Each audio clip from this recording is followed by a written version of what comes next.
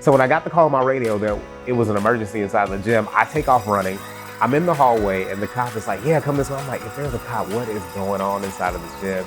And so when I walked in, I was expecting the absolute worst, and it was the absolute best.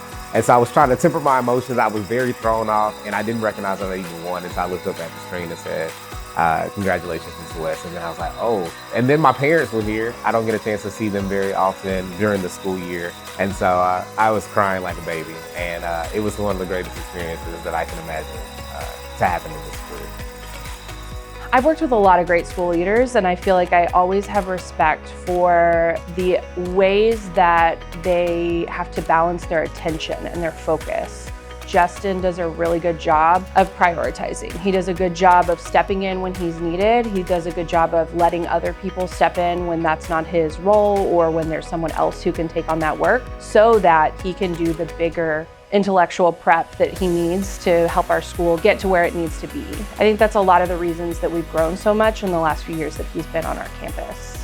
He has a way of really putting the mission first and keeping that at the forefront for everyone. I've witnessed him have some really difficult conversations, all in the name of student achievement, all in the name of protecting the legacy of this campus, but he's willing to sacrifice himself per se and be on the front line of that fight to make sure we get what we need.